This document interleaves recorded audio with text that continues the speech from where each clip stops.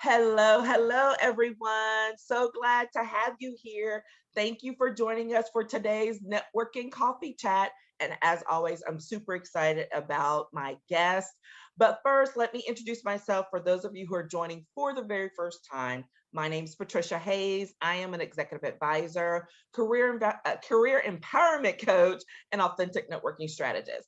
And all those words mean I really love helping people when it's time to engage in some significant career transitions and to help them up level by making sure that they utilize all of their resources, including their professional network, and to do so in a way that's authentic and purposeful and and aligned with how they want to move forward in their life and their career. That said, my guest today is a fellow coach, and we have something else in common we'll talk about in a second. Kirsten Beske, who is a life redesign coach. She's going to tell us all about that in just a second. And welcome, Kirsten. How are you doing today? I am doing very well, thank you. And thank you for having me here. Oh, yes, absolutely. We've had a few moments of trying to get this scheduled. Guys, when we're doing this stuff, we're doing it on the fly. We're trying to squeeze it in. And sometimes it doesn't happen just when we want to, but we're always flexible and adaptable. So So Kirsten here and I we are here are. finally. Finally. So tell us more about you, Kirsten, and what it is. What is a life redesign coach? What are you doing? Well, thanks for asking. So, as you and I know, I was once an attorney, still am technically, right? Yes, that's our And thing that we have in common. ding ding. And at some point, I had one of those existential moments, and we can talk more about what that happened. And I really wanted to move into a different place that had more meaning and purpose for me. So my journey led me to become a psychotherapist. I went back and got a degree in psychology, clinical psychology, and I ended up, Kirsten, you know what we call that? what We do we call call that that? little bit of overachiever, right? well, if it's overachieving in the right direction, I'd In the say. right direction. Yes, Yeah. ma'am. Okay, I just had to But tease you. exactly. So the process I use to kind of discern what I would rather be doing than practicing law as a litigator was really powerful. And so I really found that the things I wanted to accomplish were accomplished by moving into this other career where I was directly helping people, move into their best lives. But that being said, the reason I then moved into coaching because I became fascinated with positive psychology, which is the science of how we thrive. And frankly, when I went into psychology, it was barely a thing. It was a positive psychology, which is like a little baby, because they were busy studying everything that's wrong with people. And finally, Martin Seligman down at the University of Pennsylvania started coining the phrase positive psychology and kind of kicked off this now 2 decades plus worth of research around what makes people thrive. What are the evidence-based scientific things that we know help people feel good, have high well-being, high sense of purpose, like live their life fulfilled. And so when I was like, wow, there's actually answers for that, let's teach them to everybody. so then I got into coaching, and what my specialty is helping people move through personal identity shifts. So especially when they've already achieved some degree of mastery in one career, but it's just not fulfilling for them, or it's not feeling aligned at that stage of their life, or maybe they're empty nesting and all of a sudden they have more time and they just know they want to try something different with the next chapter of their life. So I have a 3-phase process that I work with people, and I lead them through the process, and they come out the other side in implementation of whatever their next chapter is that we've actually been able to work out together when we assess values and purpose and strengths and interests, right? And we put them all together and we mix them up, and then we figure out a new way to live into that in the world that may have a different title than what you were doing, but is really aligned and perfect for you for the next chapter of your life. So yeah, you know what? And you and I have had a little bit of this conversation before, but it's always so fascinating because when we talk to each other, we're like, okay, what are you doing? We're like, we kind of do some of the same things. And this is the beauty of the work is because we both are, attorneys by training, and both were like, we're out of here on that. Let's do something different. We're out.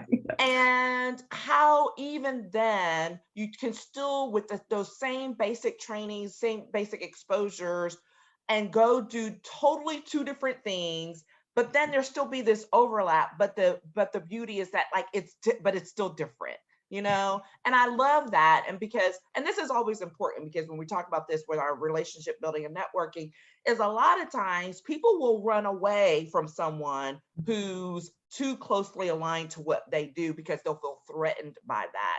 And that is just, that's not a good place to be. Tell me a little bit more about how, because we, again, like I said, we've talked about this a little bit, where that maybe has come up for you, when you're working, trying to engage and collaborate with people.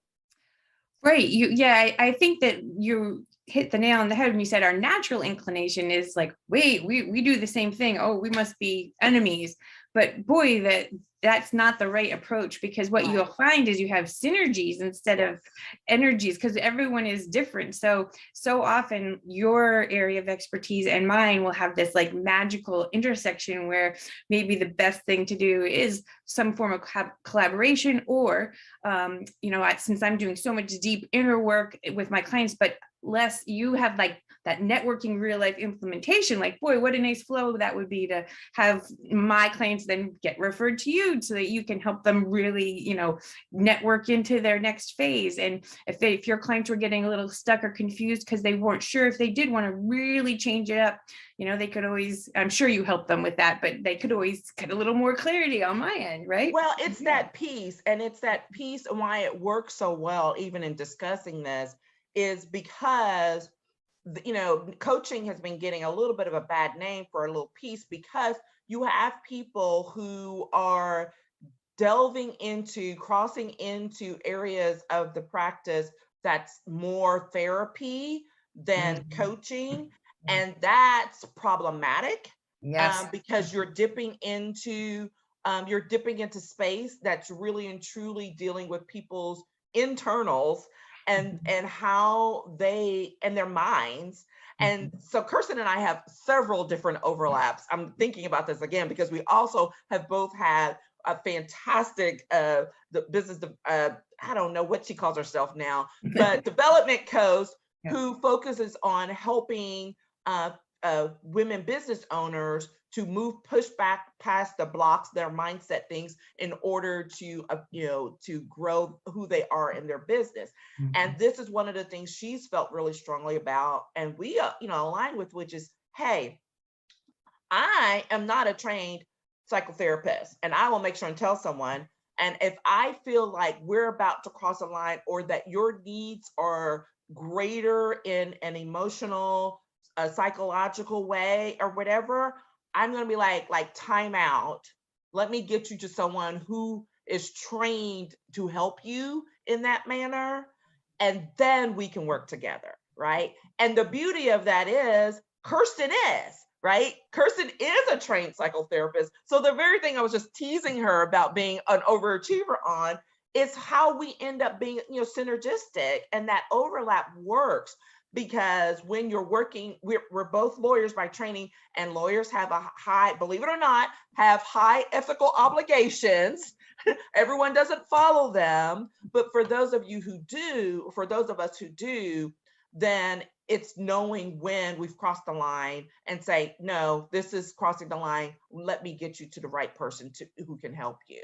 Right. And that's and really I appreciate valuable. that. Yeah. And the funny part is, back to that, really being able to draw the clear line. I even draw that line because, having been a psychotherapist, I'm very clear what a coach does versus a psychotherapist. So actually, many of the clients I work with also have a therapist, because that's not the work I'm doing. Right. So I'm doing because you've shifted. Right. Yeah, so I'm doing the above the line work, but the good news is I know right where that boundary is, right? So people are safe with me because they know I'm not going to go there with them. I'm going to say, that might be something to bring up with, Sarah, your therapist, and they get that and they're fine with that. But I spot it, right? You can identify it. I don't try to go there. Yeah. And that's really fascinating because what we've just identified even then is 3 levels, right? So we've got, me where I'm like, I'm dealing with some mindset stuff. It's not the primary focus of my work, but when you're doing career transitions, that stuff comes up. And a lot of times you can work through that in the process of making the shift. But then it becomes like, no, there's another layer to this. Let me send you to someone else. And even if I sent them to you, you're going to be like, yeah, no, that line we're not crossing. I'm going to send you to someone who's actively practicing. And it's that level of discernment that brings value to the market. And I know that's why you and I both, really take what we do seriously, because we're respecting the people who we're working with and who we want to work with to really get their needs met and not just trying to make another dollar. Right. And I think just to also appreciate that humans are complicated, right? And it's not like we're saying there's something wrong with you if you need extra help on the bottom. We're not saying that's wrong. It's just like, this is the range, one person can have all of those levels within them at any time. Yes. You can be super high functioning, super, clear on what you're doing and still have, an underlying thing. A lot of people walk around functioning very well with a depressive, diagnosis or anxiety diagnosis, and we don't know it because they're functioning really well. So we don't want to, make it like, oh, you're not well enough to work with me. But we do want just to realize there's these different realms that we all operate in.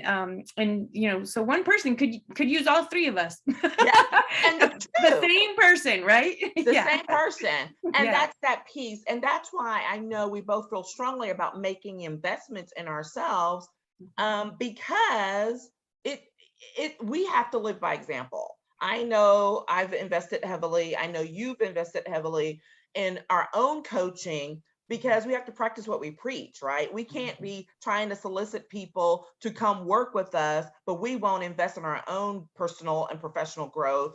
And so that's how we've met. Exactly. We've met like 2 or 3 times over because we were investing in our own professional growth when it comes to building relationships with other professionals that we can collaborate with. So let's say we had a women's business a group that we were a part of together. We have the the development coach. She's going to kill me, so I'm not going to say her name because I just keep wanting to say mindset development, and that is not how she wants to be described anymore. CEO development strategist. CEO that's what it is. Strategist. I think that's right. And so I will say Kelly Ruda now because she can laugh at us later. Yeah. But she's fabulous, by the way. And then currently look, my lovely little mug. Oh, perfect. Yes. I have my mug, which is our mastermind that we're both in right now. So that said, what is it for you that has really drawn you to continue along this path of making an investment in building relationships in these different ways? Well, so the first obvious thing is it's great to meet other people, right? I mean, how good is that? Yeah. That's like the obvious thing. But I do think that getting to know people at the deeper level, when you start to think of it as a networking opportunity, you get curious, right? You get curious about what they do so that you can refer other people to them. Yes. Or if you might need their services, right?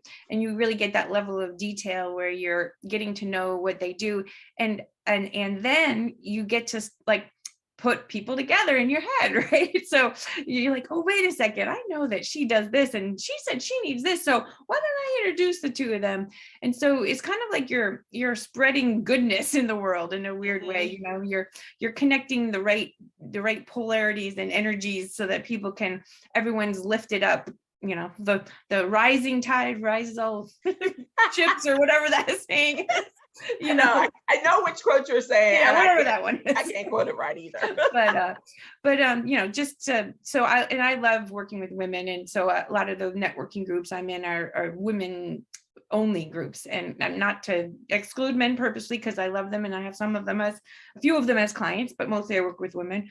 But just the idea that we can all help each other up, because the world has for so long been more of a patriarchy and the bro network, right? And so I love that we can have a woman network and help each other out. Yeah, I literally, in a different chat the other day, we were talking a little bit about that and about the importance of having safe spaces as women in order to engage without that pressure of, that male energy. I mean, it is a thing, and it's not being male bashing or whatever. It's a real thing that women have to learn how to address, but being able to share our very real issues and concerns, and I'm making adjustments on the fly without judgment and with some grace, because, as women, we do a lot, literally. So I will share, because I'm always open here. Like, one of the main reasons why Kirsten and I had to reschedule was because my kid had something come up, and I'm like, oh my God, you are like interfering with my ability to do this recording, right? And so I'm like, Kirsten, we're going to need to adapt, because I don't want this to be rushed. She's like, no worries. I have a few of those. I understand. But not understand more. Right now, one of them could walk through the door and ruin this whole interview, right? Thank goodness they're back in school, at least on my part, because that happened a few times over the course of the last couple of years. That, big signs on your door that says recording live, and still you see the door creak open. I'm like, oh my gosh. So, but those are the things that we as women, and those of us who are parents and all of that, know, like, that's our day, that's our real life. And we don't sit in judgment with each other on that, and be able to move forward and to grow and say, hey, how are you dealing with that issue while you're still trying to grow your business? And so that's super valuable. I found them all to have been really important. And even since I became exposed to coaching a few years back, for myself, and then as a practice, I know it's something that I will always have a coach in some form or function moving forward, because of the value that brings to people.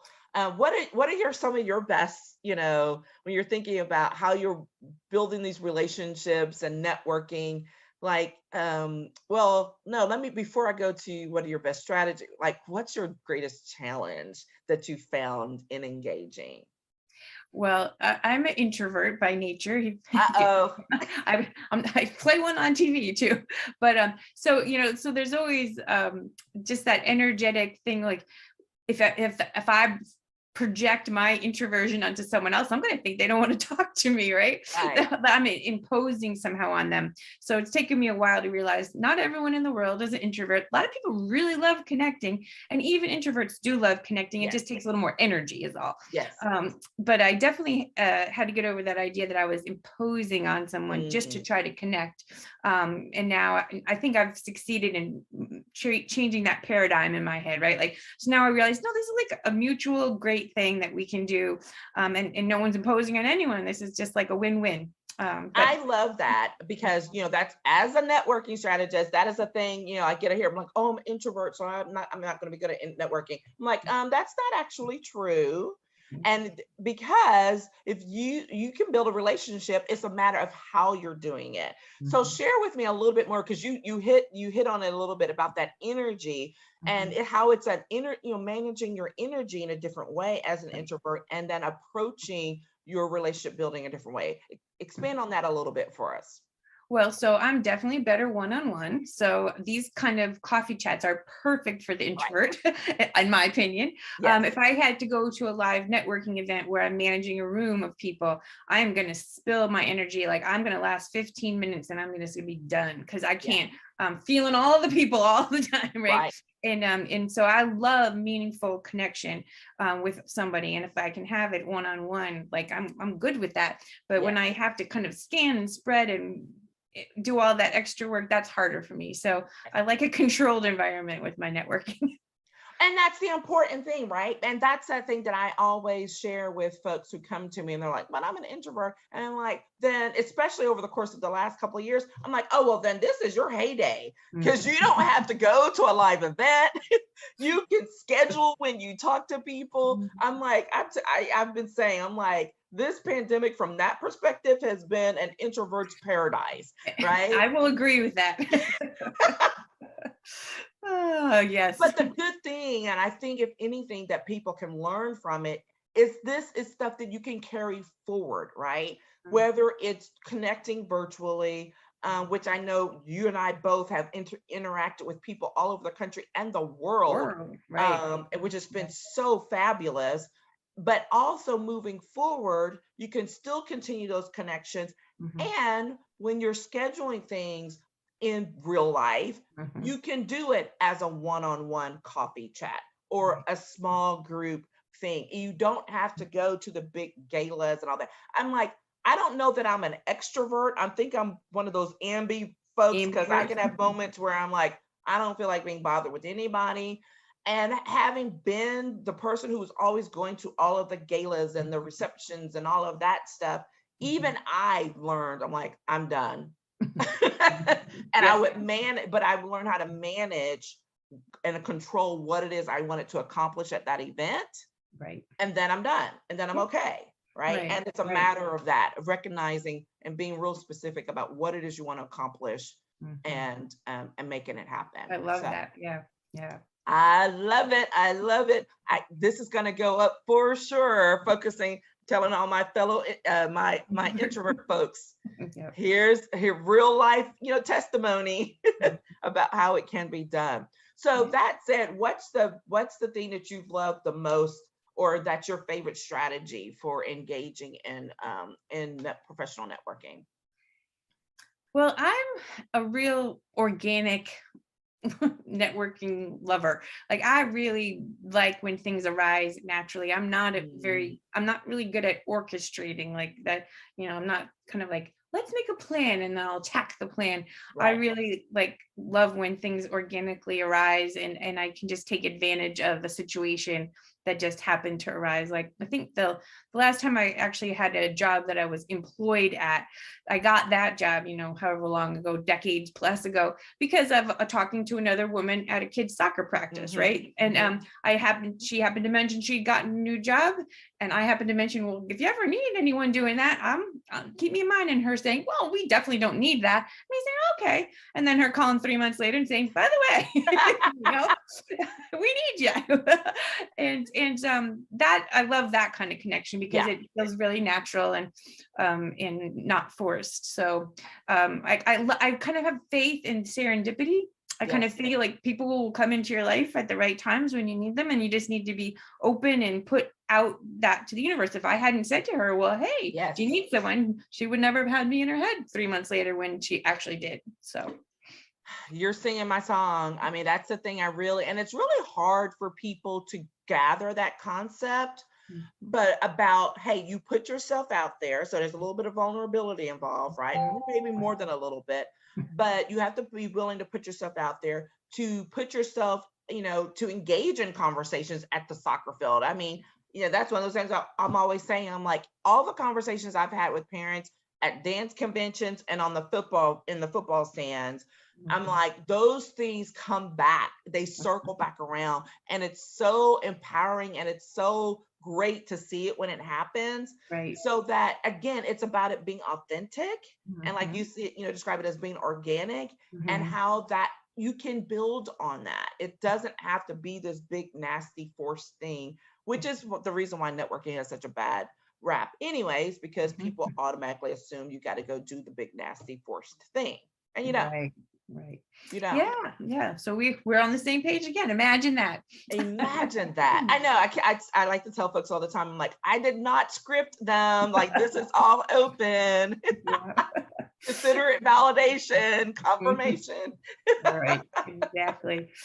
Yeah, things tend to build on themselves. I just booked a small speaking gig, and it was really because I had offered some free services. Some people had come to my workshops, And then when this call went out for speakers, I had 2 different people nominate me, like, you should do this. And I was like, and then I wouldn't have done it on my own. So I'm like, well, okay, and then they're like, yes, you're selected. I'm like, okay, like it wasn't like I was like looking for an opportunity, I must go speak, but it all kind of came organically. And I said, yes, I think anyone who's in the theater who does improv knows the improv rule is you say yes and. So whatever the improv people give to you, you take all of it, yes, and then you add to it and so sometimes in our world of developing our networks in our work lives, I like to apply the yes and rule.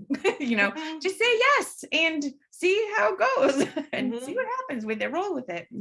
Yeah, and a part of that is being willing to step outside. This is stepping outside your comfort zone and going against conventional wisdom. That's really the thing that a lot of people have a hard time with. Yeah, out of your comfort zone. And that's my zone of genius, is that when we were moving through identity shifts, right, from one career job into another career job, or even whatever that shift is, if you don't, you're going to necessarily go through a zone of uncomfortability, right? The zone of discomfort exists whether you're going into the best thing ever or a different or a bad thing.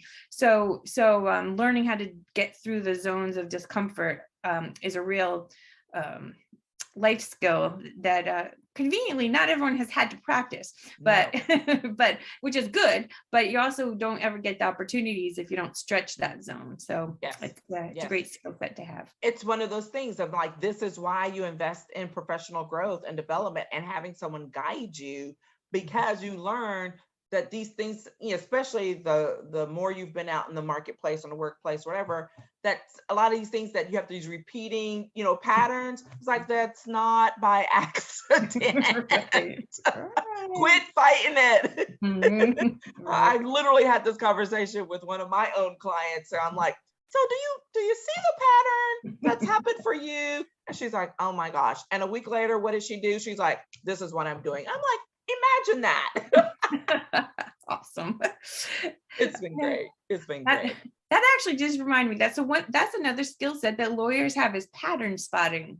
I have a lot of things I pull out from, like, what do lawyers have a lot of skills that they can repurpose for other things. And you're right. I had not thought of that one that way, but yet they literally they drill pattern spotting into us from those doggone I can't even remember what they were called, but oh my gosh, you're right. Yeah. But that's a good skill. Yeah. I always laugh. I had a hockey coach. I was playing women's ice hockey, and he called me counselor because I was a lawyer, and he called me counselor. And whenever I did my big switch, he's like, well, what am I going to call you? I'm like, counselor. Just like, it's so simple, one to another, a lot of the same skill set to use. That's hilarious. That's hilarious. I love that. All right. It has been so awesome. I'm so appreciative of you taking time out of your schedule to make this happen. And if people want to connect up with you, like, what's the best way to connect with you? Socials, website, whatever, however you want to, and we'll make sure and drop that in. Okay. Yeah. I mean, my profile's on LinkedIn. I answer my messages myself there. So that's a great place to start. And I run a Facebook group. So, called Becoming Boundless, that anyone's welcome to, like, get some strategies around how you change into what you want to be. Awesome. Yeah. So make sure you connect with Kirsten on LinkedIn and go check out her Facebook group, Becoming Boundless. Thank you once again. It has been awesome. Another networking coffee chat under our belt. Looking forward to following up with you all. If you have any questions, comments, drop them in the comments or DM either one of us. We'll happy to reach out and have a chat. And, keep your eye out for that special collab. We haven't figured out what it is yet, but we're going to do it. Okay. We're going to do it. Thanks for having me. Oh, thank you. Thanks, everyone. And we'll talk with you again soon. Bye-bye. Bye-bye.